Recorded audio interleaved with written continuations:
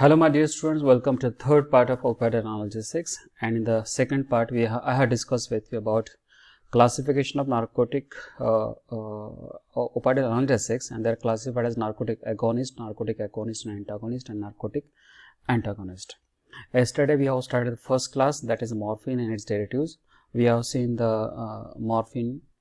We have seen the plant from which morphine is obtained, that is Papaver somniferum, different kinds of chemical constituent which is present in Papaver somniferum and its modification. Today we are seeing the derivatives of morphine and the SAR. This is my topic of discussion. First question which should hit in your mind is that why there is a need of preparing morphine derivatives, why people cannot use morphine as a drug. So straightforward answer to this question is that morphine, yes, morphine is a good analgesic, no doubt about it, but habit forming tendency is one of the major limitation of morphine, and hence medicinal chemists, they tried to synthesize different derivatives of morphine. But old medicinal chemistry, if you are talking about old medicinal chemistry, so वो लोग they are not diverting from the basic ring, they are just doing a little bit substitution. Okay, here you can see that they replace hydroxy with methoxy, so they got codeine. Okay, and in the same way, when they replace both hydroxy group with a diacetyl ring, okay, diacetyl side chain, so they got the new compound called as heroin. And a dextromethorphan is not in our syllabus. Okay, so just I'm discussing this two derivatives of morphine, that is a codeine and heroin. So they are trying to synthesize such kind of morphine derivatives which have the less habit forming tendency, but unfortunately they didn't get anything else. But on the other hand, they got the codeine and heroin, and both are much potent as compared to the morphine. If I'm talking about morphine and heroin, so I'll say that heroin is 300 times much potent as compared to the morphine. And simply if you add acetic anhydride to the morphine, within a fraction of a second, this morphine turns into the heroin. That's why acetic anhydride is a banned chemical, and that's why this time we faced a lot of problem in practicals because of acetic anhydride. This is the reason that why it is a banned chemical, because addicted people, they just convert morphine into the heroin by using acetic anhydride. Okay, you can see that here acetylation is going to take place. OH converts into the heroin by acetylation. So today now I'm discussing with you SAR. Okay, तो लोगों ने क्या क्या changes किए. Here we have the two success example in front of us, that is a codeine and heroin. लेकिन ऐसा नहीं होगा कि जैसे दो ही ड्रग मिले, they would have tried multiple substitution. उन्होंने बहुत कुछ चेंजेस ट्राई किए होंगे मॉर्फिन के ऊपर. Okay, and the whole story of all changes is called as SAR of morphine. So I'll discuss with you that what kind of changes has been attempted by the people on morphine to get the better molecule, but unfortunately they didn't get any better molecule. Okay, the better molecule in the sense of habit forming tendency. Okay, they didn't get any better molecule which is having less habit forming tendency, but on the other hand they got codeine and heroin, and they are much potent as compared to morphine, isn't it? Okay, now I'm moving to the SAR. So this is a basic structure which is present in morphine. Okay, so this ring abruptly I can call it as a phenanthrene. It is somewhat extent similar to the phenanthrene, not a phenanthrene. Okay, so this three ring structure. Okay, so this is in morphine only one phenyl ring is there. On this is the second cyclohexane, this is cyclohexene, I can say that, and this is cyclic ether. So morphine is a mixture of four rings. One is a phenyl, second is cyclohexane, third is cyclohexene, and this is cyclic ether, and this is ethylene amine side chain. This is a basic pharmacophore. Okay, this is a basic, not from basic pharmacophore, I can say that this is a basic structure of morphine. Okay, hope that you have understood. This is a phenyl ring, this is cyclohexane, this is cyclohexene, this is cyclic ether, and this is ethylene amine side chain.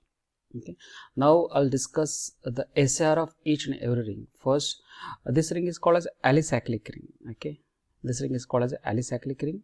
This ring is called as phenyl ring, and this is called as tertiary nitrogen. Okay, and as usual this is phenolic OH, and this is a simple alcoholic group.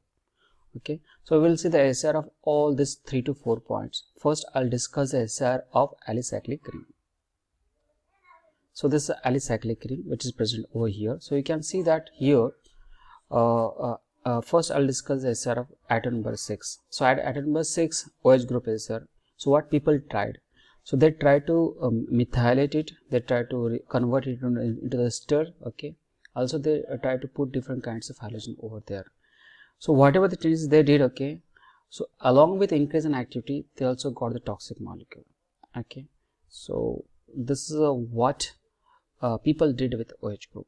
Means they try to replace with methyl, esterified, or try to put halogen over here.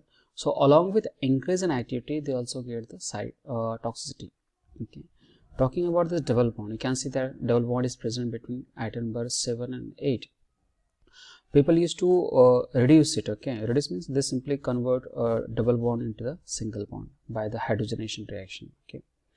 So in most of the cases they got the equally active compound, or in most of the cases they got the superior analgesic compound. So here option is that you can remove this double bond. Now talking about the atom number 8. So when people put halogens over atom number 8, they got the superior compound. So even in future, if you want to synthesize morphine derivatives, if you are putting halogen on carbon number 8, you'll get the potent compound. Talking about carbon number 14. So if you are introducing a hydroxy group over here, okay, at carbon 14, that leads to the potent compound. So this is of carbon number 6, 7, 8 and 14.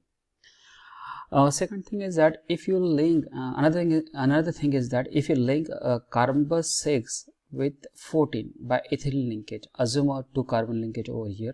If you link this 14 and 6 carbon with each other, that also lead to the potent compound.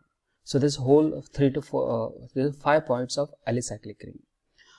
Point number 1, I'm repeating again. If you are replacing hydroxy with methyl, esterifying it and putting halogen over it, that leads to the increase in activity, but along with that one, there is also rise into the toxicity. If you convert double bond into the single bond by hydrogenation reaction, that leads to the potent compound. Sometimes it also leads to the equally active compound. If you put halogen atom carbon number 8, that leads to the potent compound. If you put hydroxy group at carbon number 14, that also leads to the potent compound. And if you are bridging carbon 6 with carbon 14, that also leads to the potent compound. I hope that you understood the SAR of alicyclic ring. Now we are moving to the SAR of phenyl ring. So this phenyl ring, or in other language, in other sense, I can say that benzene ring is essential for the activity. Okay, if you replace this benzene ring with any other phenyl ring or benzene ring with any other ring, that leads to decrease in activity. And of course, people try to convert this OH into the ester, but that results into the lowering of activity. And you can see that any other substitution, you can't find any other substitution on this phenyl ring. It means that any other substitution on phenyl ring decreases the activity. So these are only 3 points. I'm repeating again. Phenyl ring is essential. OH is also essential. OH is also essential. If you convert OH into the ester, that results into the decrease in activity. And this phenyl ring or benzene ring does not bear any other substitution. Okay. So this is 3 points of SAR of phenyl. Okay. Now next we are moving to SAR of tertiary nitrogen. Here tertiary, you can see that tertiary nitrogen is there. 1, 2, 3. That's it is called a tertiary nitrogen. It is a trisubstrate. So SAR of tertiary nitrogen says that if you put a long aliphatic carbon chain, or in other sense, in other language, I can say that if you increase the hydrophobicity over here, if you increase the carbon numbers, of course there is an increase into the hydrophobicity. So that also lead to the increase into the analgesic activity. And the last but not least, SAR of ether linkage. So this ether linkage is essential for the activity. If you break this ether linkage, that leads to the decrease in activity.